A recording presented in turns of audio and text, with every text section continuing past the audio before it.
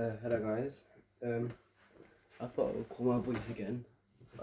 There's probably clips before this, but this is Stanley Partible on Xbox, so we're gonna try it out. I mean, if you missed a lot of it, I might post some of the older stuff.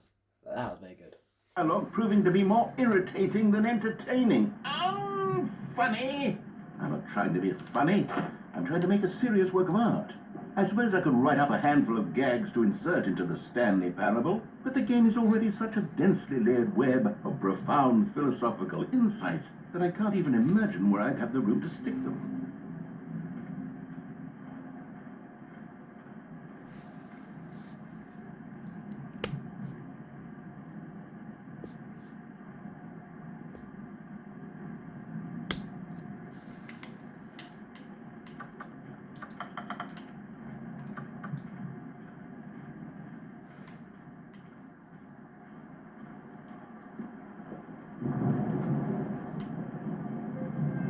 Okay, let's see what this one says. While the idea for the game is good, for someone who prefers non-linear games, this preachiness gets annoying fast. Preachy?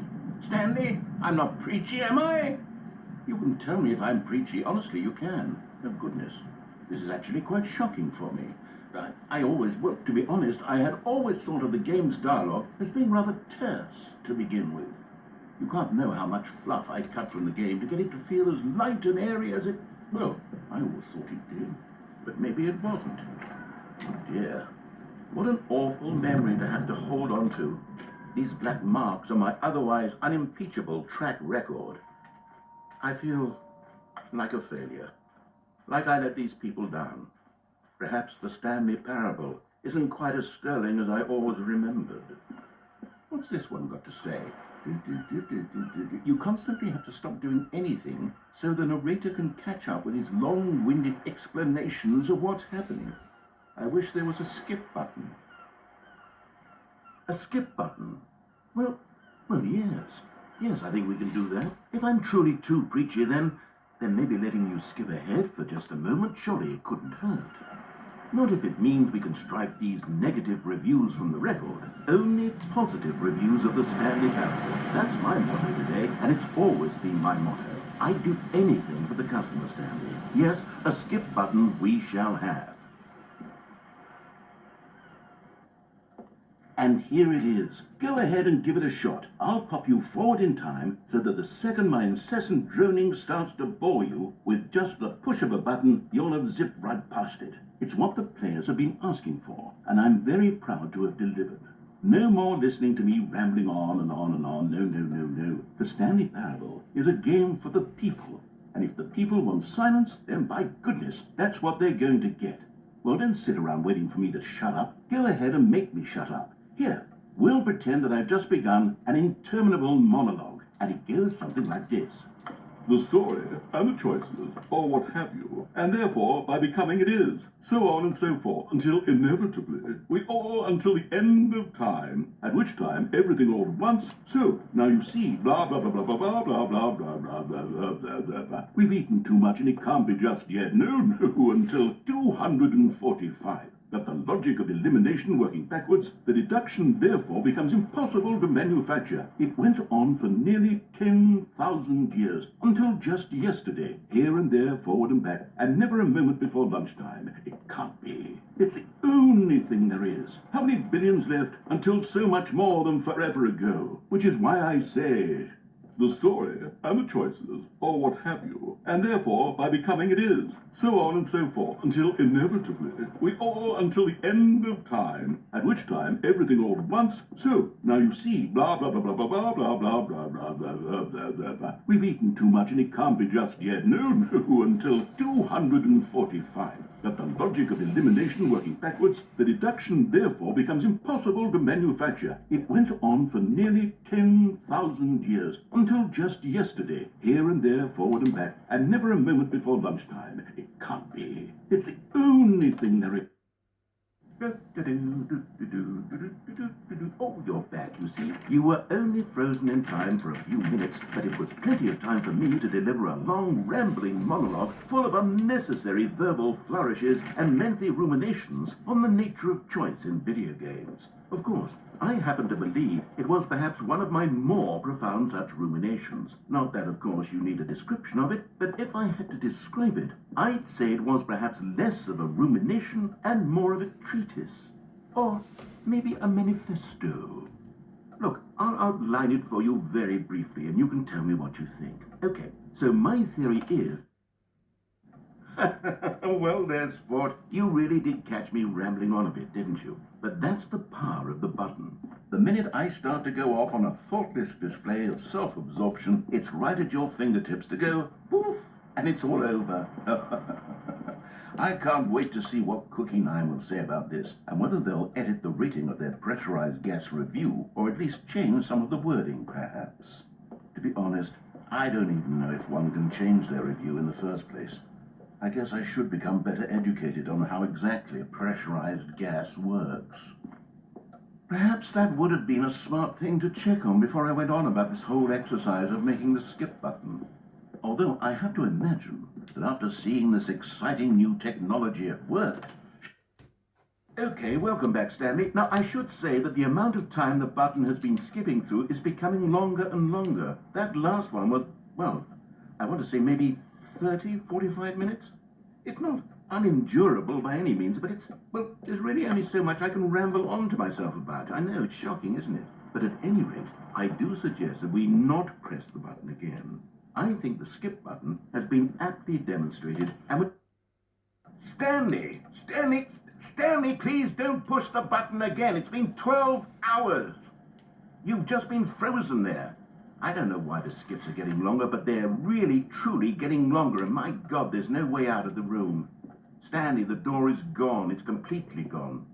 I've looked at it from every angle. I've checked every one of those walls 1,000 times, and there's no door, Stanley. There's no door. There's just you and the button, and if you keep pressing it, I have no idea what will happen. I have no idea how long I'll be made to sit here, and more than anything else, I don't know how to stop you from pressing the button again.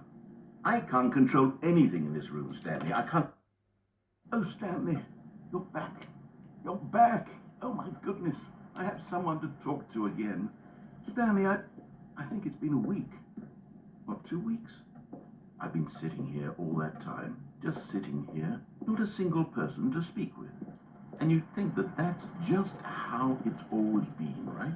Me talking...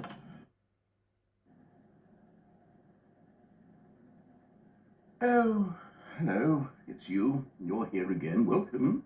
I have had time to think about you and about us and about everything we've been through. I've had so much time. I stopped keeping track after a year. Have you ever sat down in one place and not moved for one entire year? Let me describe it for you. To begin with, there is only regret. There is only the turning wheel of missed opportunities. I felt nothing at all but regret for the longest time, Stanley. Days, months. I lost it all in a blur of the deepest longing to undo the past. And when that feeling had begun to subside, what took its place is what I can only describe as the...